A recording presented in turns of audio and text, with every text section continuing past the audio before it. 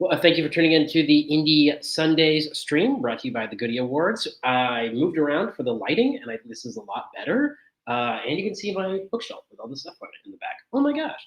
Hope you're having a great October so far. We're in spooky season. Whoa. So, as we get a little close to October, stay tuned. We might have some fun little themed stuff getting closer to October, getting closer to Halloween. Because we're already in October. Stay tuned.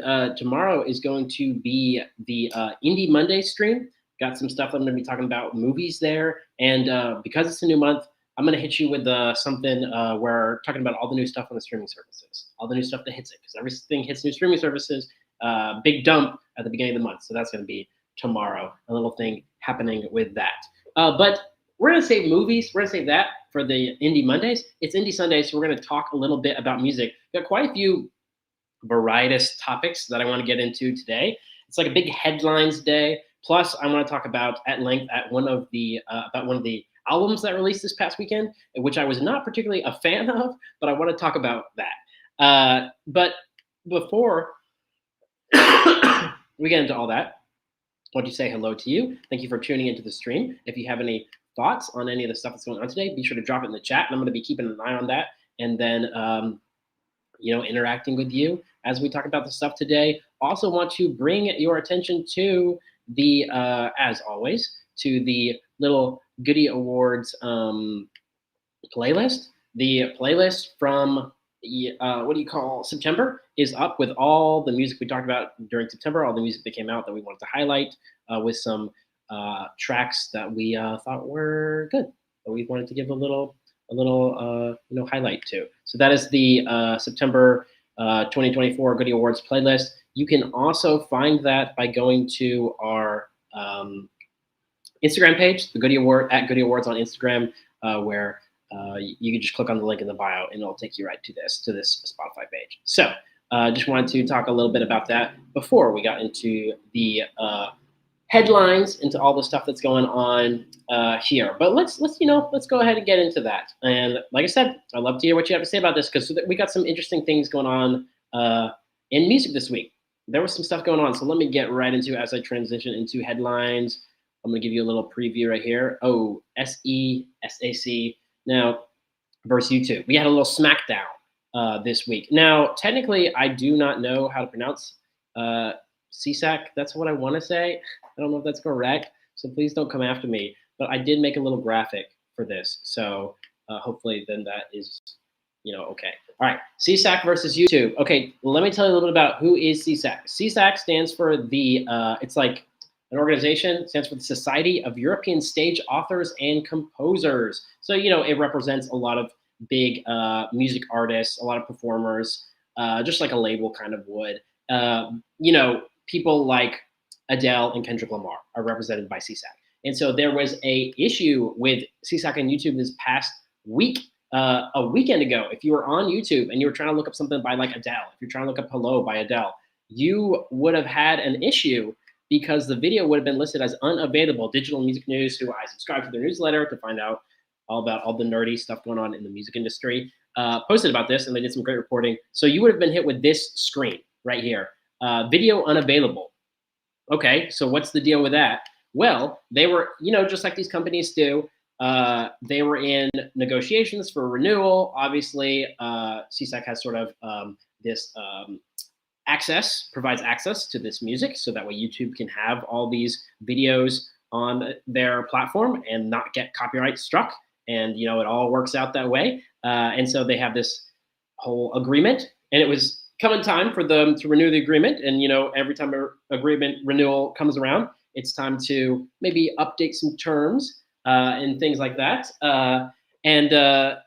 So someone like Adele, though, was, I see Ashley saying, yes, Kendrick and Adele. Yes, someone like Adele was hurt a little bit by this, because because their music was suddenly taken down while all this, or their music was suddenly listed as like, oh, blocked in your area, blocked in your content. You cannot access this stuff, video unavailable. And it says here, the video contains content from SESAC. It's not available in your country, which would make you think that SESAC would be the one responsible for making this not available. It's like, oh, all these like music people on YouTube always copyright striking me for using YouTube. I mean, I have said this before when we were doing some early indie Sundays. I understand it, but turns out, I'm really glad that Digital Music News did some reporting on this. That SESAC said it was not, it was not with them. So as and 24 hours later, YouTube reinstated the everything, and I think there were some really interesting quotes from SESAC. Is that they said, let's see, well, let me find the quote because I thought this was really interesting. That so the president and CEO of SESAC said that they reached an agreement during our negotiations with YouTube. Our affiliates works were unilaterally removed by YouTube ahead of the contract end date of October 1st. So this was like last weekend. So the 29th and 30th, they were removed. Now, technically, they did not remove them.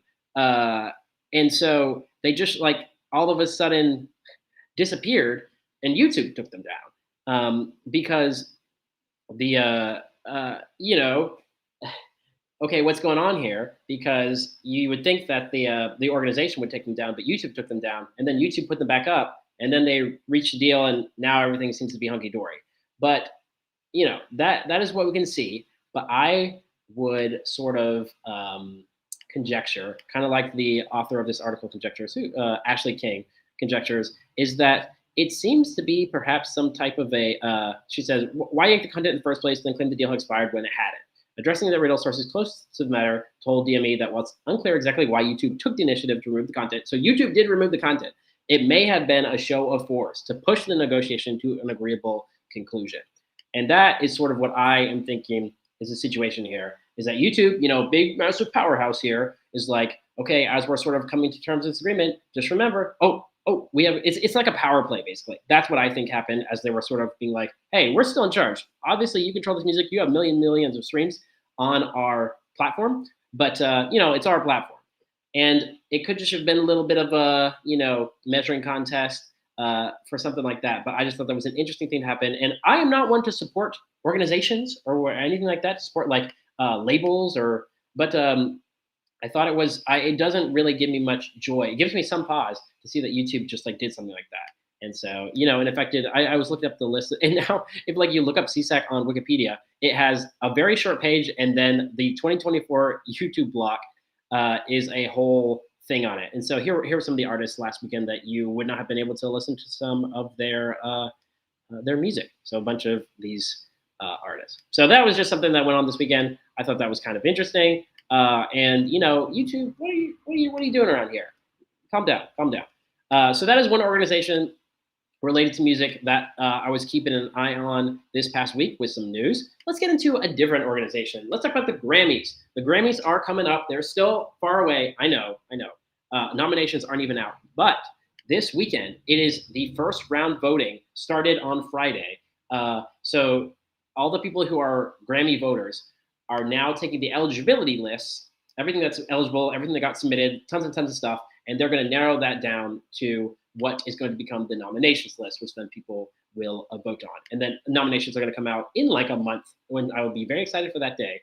Now, unfortunately, this eligibility list is not public to the public, the ballot list of what's eligible, but there was some really good reporting from Billboard on the Best New Artist category. And this is what I want to talk about, because as you can see in the picture here, Sabrina Carpenter is up for Best New Artist. Now, every year, whenever something like this happens, there always seems to be some type of someone that's like, oh my goodness, are they really that viable for Best New Artist? Because Sabrina Carpenter had, even all the way back in 2021, had gotten on the Hot 100 list, which we'll talk about charts tomorrow. And let me switch over my caption. I'm noticing, I want to switch this over. This is not SESAC versus YouTube. This is Grammys, first round voting, Best New Artist. Okay, so every year there seems to be someone that is on the list that's like, really, are they Best New Artist? Sabrina Carpenter is probably going to be the person this year that people are like, okay. But I have a couple others that I want to mention as we get into this list. But like I said, Billboard did some really great reporting on this. Did some really great reporting on this topic and told about a lot of somehow they must have access to who is on the eligibility list. because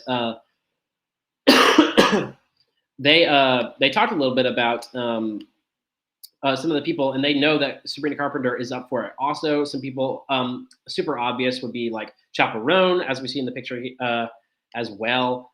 Chaperone's up for Best New Artist. Shabuzi, and then a couple different people that we are familiar with. Tommy Richman, who I think is probably going to get on there. And also, I have a note on Tommy Richman in a minute. We'll get to that. But also Joe, The Last Dinner Party, Royal Otis, Remy Wolf, Renee Rapp, Lizzie McAlpine, Sexy Red, Biba Doobie, Artemis, a bunch of Benson Boone, Teddy Swims, Sexy Red. A bunch of people are eligible. And, you know, I think Chaperone is probably going to win it. That's what I was thinking. She won at the VMAs for Best New Artist. But you throw someone like Sabrina Carpenter on here, who has also been really big in pop, you know, she might take some votes away from Chaperone and maybe it would go to an artist in a different genre. It might go to Shabuzi, might go to a Benson Boone. I kind of doubt that, but maybe so. So yeah, a couple other artists that are also eligible, because let me just note, in the Grammys rulebook, this is a quote directly from the Billboard article, is it says, the Grammys Rules and Guidelines book says nominations for the honor hinge on, quote, when the artist had attained a breakthrough or prominence, which is a very sticky little subject about when someone gets big. You know, Sabrina Carpenter definitely popped off this year. I see Ashley's in the chat saying, let's go. Sabrina Chaperone wouldn't be bad either. I would love to see one of those people get it. But it is interesting. Does Sabrina Carpenter really deserve to be here for Best New Artist? Does she? I think Chaperone is the one that aligns much more this year, of like, she popped off this year. She was big this year. She got, and like the story is all for her. Although I think Sabrina Carpenter has a really great year of music, I would hate for her to take it because I think Chaperone is more of who the storyline is behind. And so it'll just be interesting. You know, I do think we are going to see Sabrina Carpenter on there just because she is so big. I would be surprised if she did not show up on the nominations list. But the screening committee, they put her on there. They put her on there as eligible. Also eligible, I thought JoJo Siwa is up there. So who knows? We could see Miss JoJo Siwa on the list for Best New Artist. That would be interesting, you know? And then this is also interesting. Another person who it's like, come on. You know Sophie Ellis Bextor? You probably heard the song on TikTok. She had the Murder on the Dance Floor, which definitely got big this year because of like TikTok and Saltburn and everything. But that song came out in the year 2000. So, you know, 24 years later, she's on the Best New Artist. Come on, guys. It's just silly. It's just like that screening committee, they need to get their stuff together. All right. Here is another comment here. I want to show this real quick. I think this is Sabrina is less new because she's been in the game so long. True, but new regards of new breakthrough. Now, and that's what I'm saying. That's why I think they put her on the list here, is because she definitely did like break through to a large degree this year. And I think if you would have an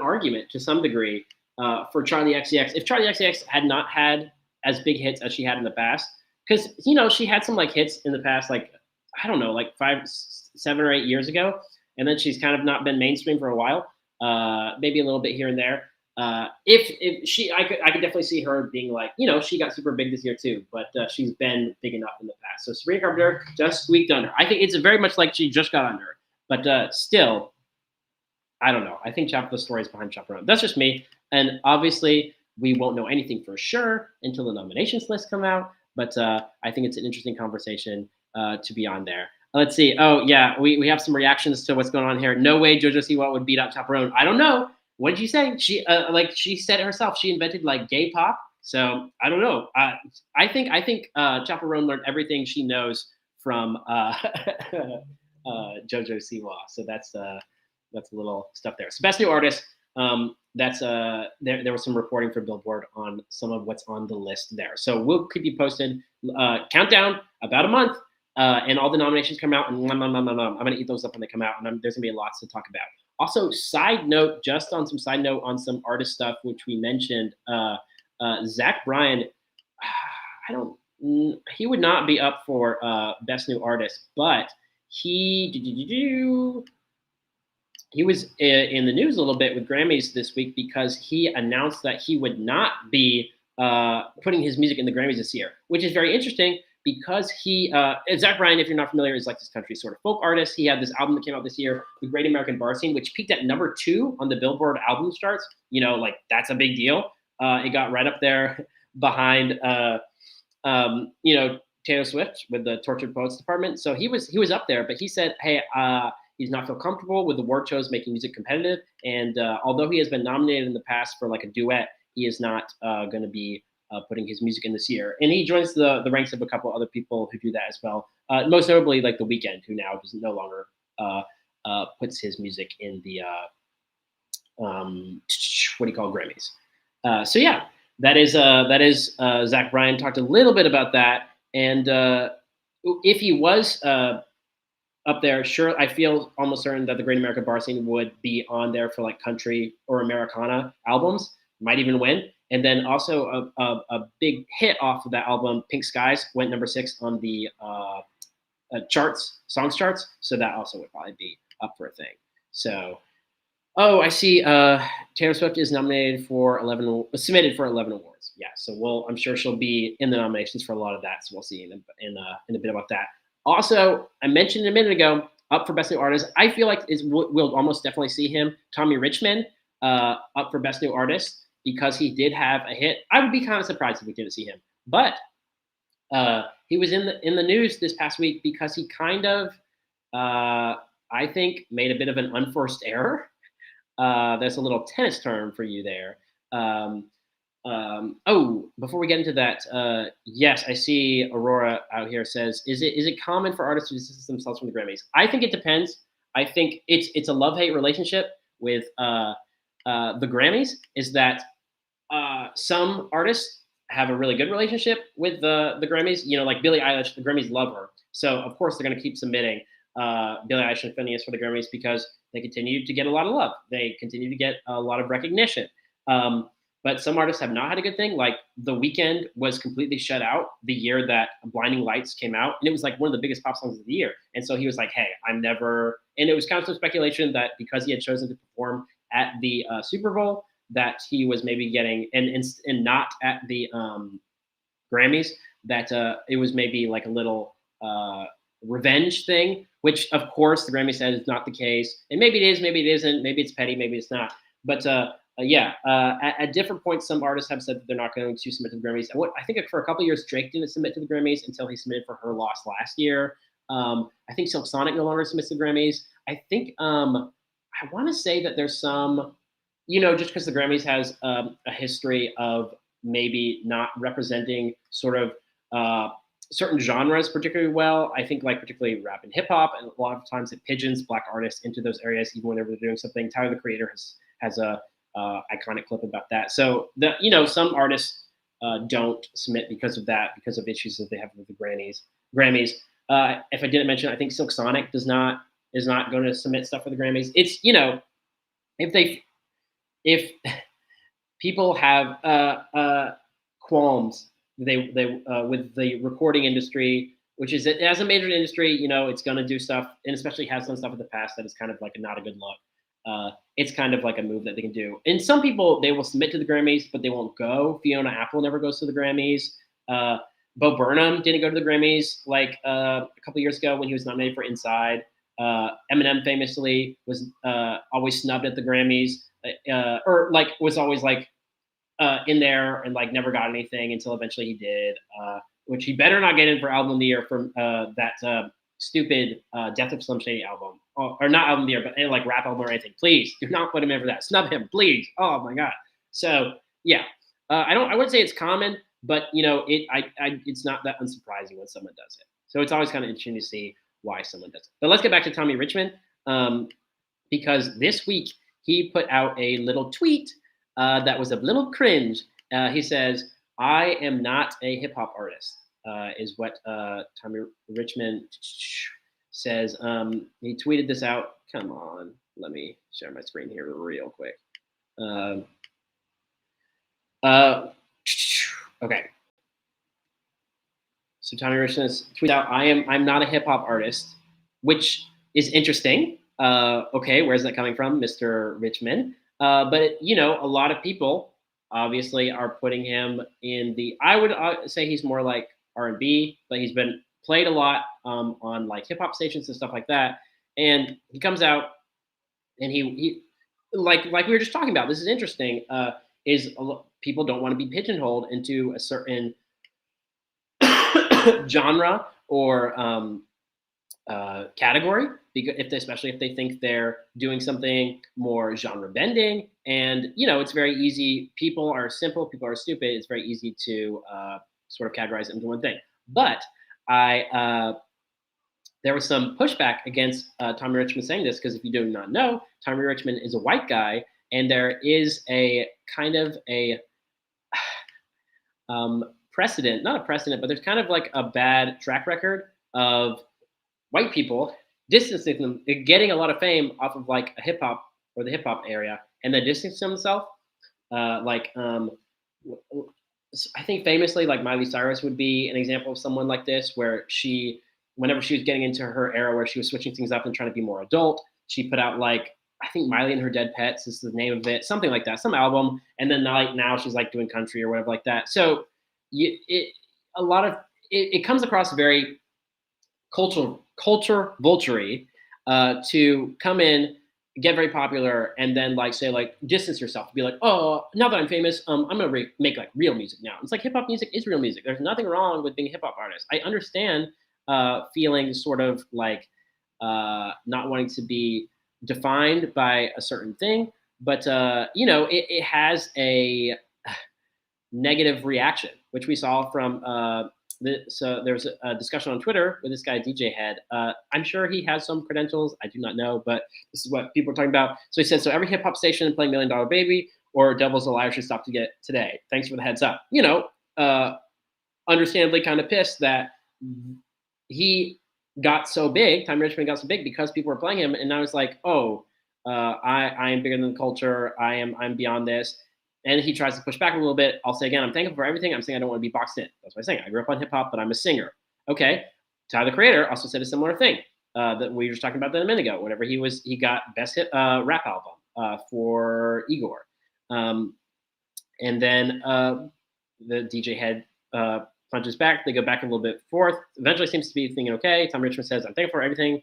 And then it's just like understood there. However, then this is what's important. There are nuances that can be perceived when statements are made.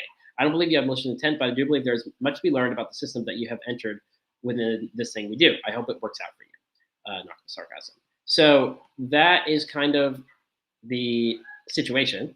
Is that I think it's important. Obviously, I'm just like a white guy, so don't take me as like the be all end all. But it's just something I've noticed patterns of is to be careful.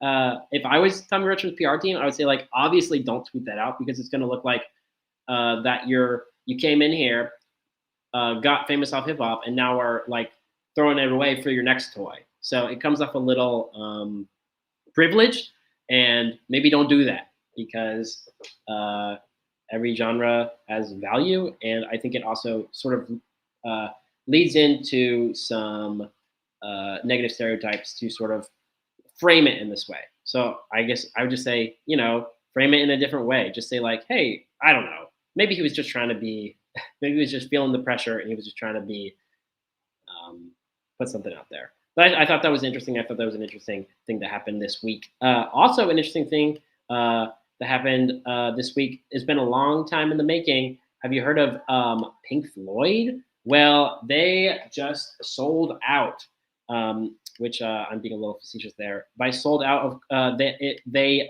sold a lot of their music, all of their music actually, and their likeness to Sony for $400 million. Cha-ching, 400 million, big ones. What would you do with $400 million if you had it? I don't know what they're going to do, but I guess they thought it was worth to sell off their catalog, their likeness, their branding, including merchandise, theatrical rights. Now they can still write some songs with the certain relevant band members. Do still have songwriting rights, so no one can sort of be like, I'm Pink Floyd now, and put out an album.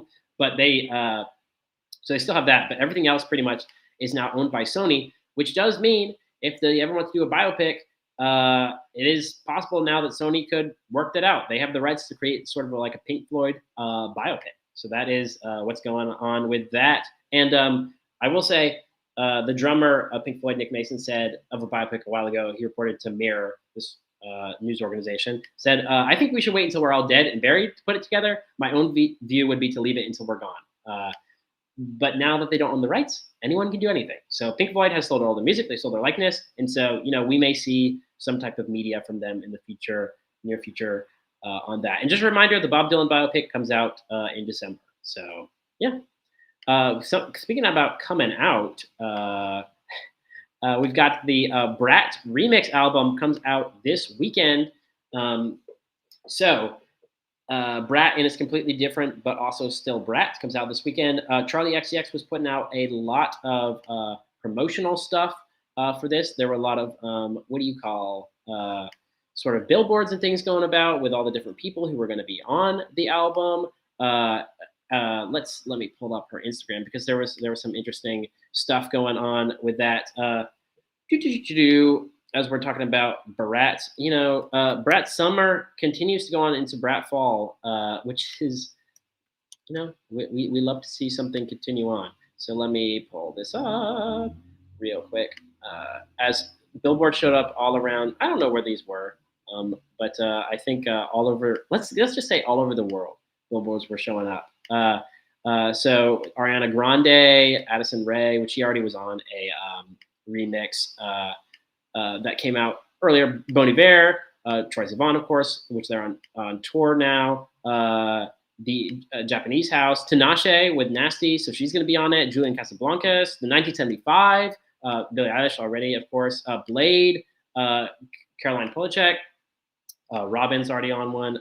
John Hopkins, Lord, which we already know, working out on the remix, and then Shy Girl. And so, a lot of people are going to be on the Brat remix album. So it'll be interesting to see sort of what comes out next week. And I'll tell you a little bit about it on the next Indie Sundays. But speaking of new music out, let's go ahead and get into the new music that came out this week because there were quite a few albums that came out. What should I start with? Let's start with this Phineas album. I was talking about Billie Eilish and Phineas a minute ago. Phineas came out with this album for Crying Out Loud. Oh, wait, before I get into that, I see a chat here. Will it be more cult vibes, you think? Different sounds or just kind of elevated? I would imagine it would be mostly the. Let me switch back to the Brat, so that way we can just for the stream, just for the. Will Brat be more cult vibes? Different sounds are kind of elevated. I think if I was to guess that it will be kind of what we've seen so far. It will continue to be more of that sort of the remix type thing. I doubt that anything will be super like different or experimental. Maybe with something like the 1975. I am interested in something like that's more of a rock band. They might do something kind of different. But I would imagine that everything is kind of just going to be sort of that EDM feel, remix feel, sort of what you would expect from a remix album. That is what I think. Yeah, 1975 will be interesting. So yeah, we'll see. I think there may be a few tracks that stand out that are some kind of different, but I think most of it's going to be kind of just that remix feel. So we'll see. I'm interested to see sort of how that goes. All right. New music. Let's talk about Billie Eilish. Not Billie Eilish. Let me talk about Phineas Eilish. Is that his last name? Surely it is. Yeah, it is. So Phineas came out with this album for Crying Out Loud. And so let me tell you a little bit about this album. I won't spend too much time on these albums because there's several I want to get to, including one that I don't like. This one I thought was okay. I think that my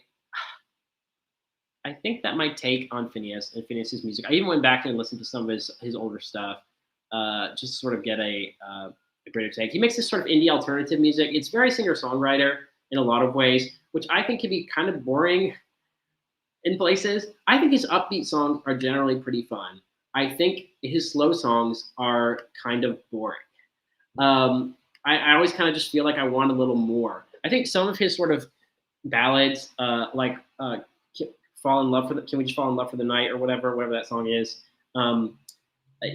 pretty. I think that's like a good little tune. I love the music video for that. But off of some previous work. But on this album, I think it's really just the more upbeat songs that are more interesting. I don't really come to Phineas uh, for like sad white boy music, and I think slow, sad white boy music, and I think that's a lot of what's on this album. And so I don't know, not really my thing. Maybe if it is, you'll like this. But if you want something that is a little more upbeat, I think there are a few songs on this. The title track, "Sweet Cherries" and "Cleats," I think are some highlights from the album. It's okay.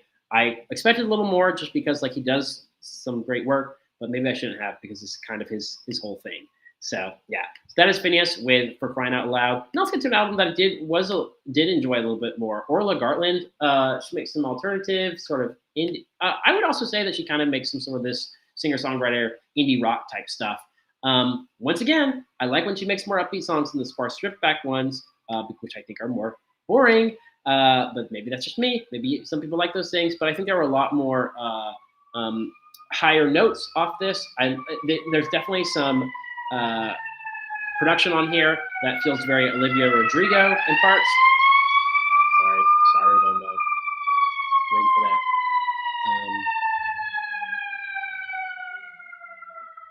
Yeah, so there's definitely some parts on here that feel very Olivia Rodrigo-esque, on like Backseat Driver, Late to the Party, and so on. But we love to have it, and I think the closing track is very good. There's some good contrast on the ending song, and so yeah, if you want to hear like a little indie rock singer-songwriter project, I think the best, like my indie darling from this week, if we're talking about Indie Sundays, my indie darling from this week would be Orla Gartland's "Everybody Needs a Hero." So that's sort of what I would recommend from this week of music. Before we get into the next one, which is a little more a different type of music, I will say. We've got a chat here. If you were to listen to a sad white boy, who do you recommend? Now I'm gonna have to think on that one because I really don't listen to a lot of sad white boy music. Let me think on that one, and I'll get back to you. Like sad, because maybe that's my problem is I just don't listen to sad white boy music. Maybe I just don't listen to sad boy music in general, but especially sad white boy music. You know what I'm saying? I see Orla Gartland is a very talented singer. Yes, she's got some good stuff on here. She's got some good tracks on here. Good vocal range. Okay, next album. If you want something a little different, a little experimental, this is a group that I've sort of been aware of for a minute. Public Service Broadcasting. They're I want to say a British group. They make this music where they take samples from like public service broadcasting announcements, PSAs, and things like that. If you think of PBS here, that's basically the same thing as there. So if you think of something that might play on PBS, sort of like a nightly news or programming, they take that and sort of incorporate samples into songs and do stuff like that. They have a really good one about like a launch of some space shuttle called Go is the name of not the space shuttle, but the song, which I think is really good. But if you want something that's a little more different type of music, experimental type of music, it's still pretty straightforward song structure, but it's kind of different just with it's more instrumental.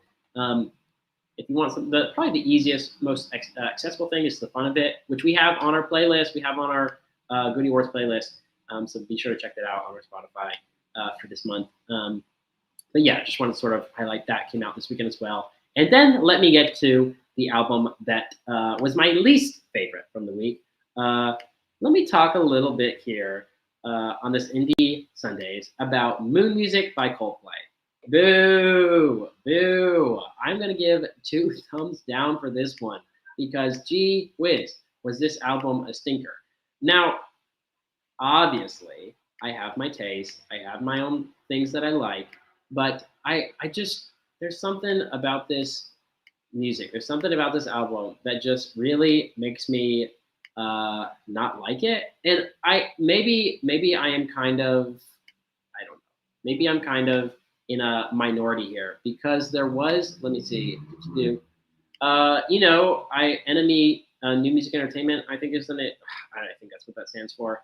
Gave it like 4 out of 5 stars. He says, "Pop's biggest optimists fight the blues with the power of music." And that's really what I want to get into. That is really what I want to talk about. I don't like this because it seems like optimism is the key word there. It's like almost like cheesy, spiritual, happy-go-lucky, faux spiritual, I would say. There's nothing wrong with spiritual music, but it's like this sort of like brand of spirituality and like positivity and love, and it's hippy dippy type stuff. I'm just like, come on, get out of here with that. The I think the album's kind of boring. I think that it feels so try hard and trying to be like cinematic and like emotional and like really getting across certain things. It's just like, come on. And when I see that paired with all of the sort of promotion that they're doing for this album. Take a look at this. They were in Roblox. Not Roblox. Roblox Coldplay Moon Music event. Oh my goodness. So they were trying to get to the younger generation. They were also trying to get to the younger generation in TikTok. So they did this sort of. Now, if you're on TikTok and you saw this, let me know. I'm not on TikTok, so I did not. They did all this new album out. They were doing all this, stuff that you could do on TikTok. They're collaboration with them. And then they also, let's see if I can play this for you.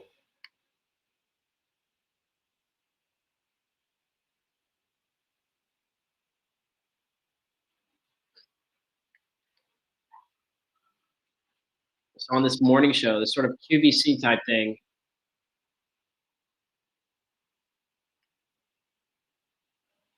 I don't know. So we see they were even on like this morning show. What is this, QVC? And it's just like this white, bland, easy to sell, Disney-fied sort of like, I hate it. I hate it. I hate this type of thing because it's just like there's no like soul to it. It's wanting to be so soulful.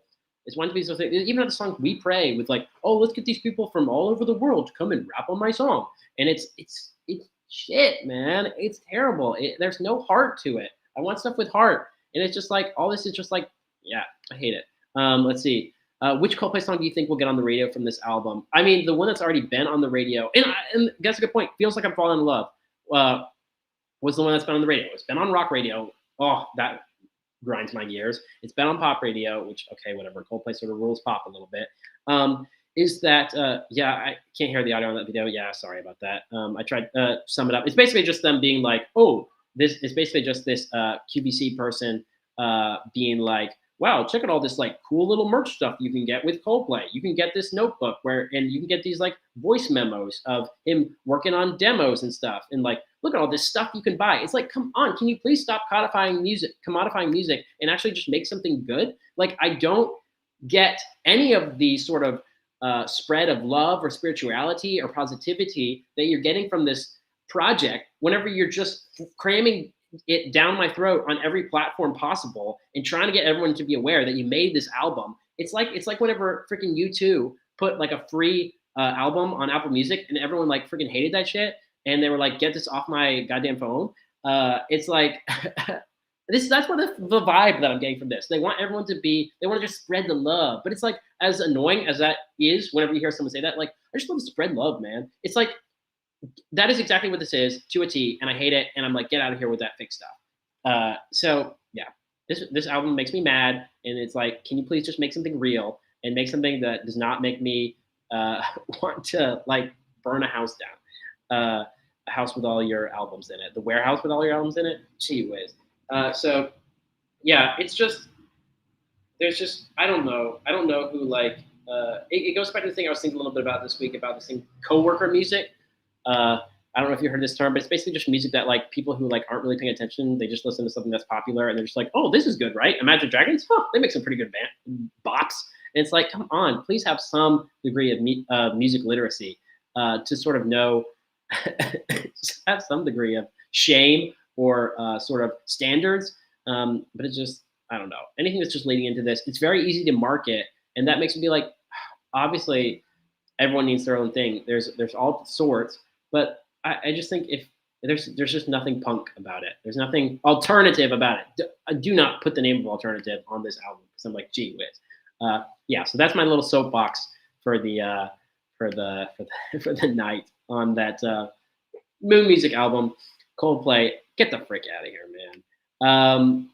Yeah, so that was the music that releases this week. If you had an album that you enjoyed, feel free to let me know. Let me see if there's any other quick little things that I want to hit as we're wrapping up here. That was the big stuff. I'm looking forward to the Brat album out next week. Let's see if there's any other big stuff coming out next week. Not that I'm aware of, but I'll keep an eye. and I'll let you know next Indie Sunday. One last little thing: if you've got Spotify, if you're not a silly person who has Apple Music, sorry, I'm being a little bit of a hater. I saw that Spotify did. Let me see if I can find it. Spotify put a new feature just on their app that if you are listening offline, you can go and they'll make a playlist for you. So let me see if I can share this. Will it let me share my screen? I think it will. Okay, let me know. Can you guys see this okay? Hang on. Okay, so it's kind of like a weird framing and everything, but I think you can see this okay. So I went in, screen recorded on my phone, because basically Spotify, hang on, let me do my whole setup here. Let me make sure it looks all pretty for you guys, so that way you can see everything. Let me put up my little caption here. Spotify new feature. Okay, so Spotify put a new little feature. You can listen to an Spotify offline playlist. It's based off of your recent listening habits. So I'll show you mine a little bit, and it just updates as you listen to stuff. It said that for the times that you forget to download your favorite audio, offline backup gives you another way to access music without using any extra data or storage. Spotify said about their new feature. So let me show you a little bit of what I just screen recorded. I couldn't find this on my computer on desktop, but on the phone, I just typed in offline backup, as you see here, and it showed up there in genre. Now, there are a lot of people who are making like fake stuff. That is not real. You got to look for this one that's like the one at the top, offline backup genre. So don't listen to any of the stuff that's like this other thing, because that is not, it's going to be based off your recent listening. So I was listening to a lot of Phineas this week. There's Coldplay, some Sabrina Carpenter, Sarah Wack. I was going back and listening to Magdalena Bay. Yeah, you can even sort it by here at the top. Let me get it right there. You can sort it by genre. So I can sort it by the pop music that I want to listen to, all hip hop, and then even vibe. Here's smooth stuff, sensual, if you want to get into some of that. Yeah, so you can sort it by genre, and yeah, so that's the or by mood, and that is the offline backup feature. That if you are on a plane or you're on a flight or both, I guess, or on a train, is you can listen to that. So that is the offline backup playlist. If you have Spotify, you should be able to listen to that as well, and of course, it will be customized to what you have been listening to. But that's kind of cool. Is you don't have to like download anything. It'll just be there automatically. Instead, it'll be in the home feed anytime you don't have internet connection. And it says for the feature to work, you have to have listened to at least 5 songs recently and have offline listening enabled in settings. Now, I didn't have to enable it. It just did it automatically. So the next time you're like on the train or you're on a place with no internet, maybe take a look and see what you can find. But yeah, so I just wanted to highlight that because I thought that was a cool little feature that Spotify put out this past week. And yeah, so that is kind of wrapping it up with the stuff here on our little Indie Sundays, talking about some different stuff in the music world, what's been going on with new music coming out and what's been going on in music news. Anything that happens this week, I'll be sure to let you know what happens on the next Indie Sundays. And just again, a reminder to go, if you want to hear any of some recommended tracks from what I mentioned today, be sure to go check out the Spotify playlist on our Spotify page. We've got some stuff from Orla Gartland, Phineas, and the Public Service Broadcasting. Notice there is nothing from Coldplay on here, nothing from that Moon Music album, more like Moon Lame album. So yeah, that is the Spotify stuff. I see some comments here as we're wrapping up. Love the Spotify update. Yeah, I think it's a really cool thing, especially for if you don't want to make a playlist, but you want to listen to the stuff that you've been listening to recently. Ashley says ACLs this weekend and next. Would be cool to do a segment on the performances and how they bring their music alive. And then Ashley says offline backup supremacy. Yes. Yeah. The biggest thing I would say with offline is make sure there are liars out there trying to say that will title it offline. It's not a playlist, it's a genre. That's the thing I would just be aware of. So yeah, but thank you for tuning into some Indie Sundays. Follow the YouTube, follow the Instagram, follow the Spotify. We're constantly updating stuff on there. I say we, that just means me. And yeah, thanks for tuning in. Thanks for interacting in the chat. Always love to talk to you guys. Talk about stuff going on with music. And I will see you again next week as we talk about all the stuff that happened this week. All right.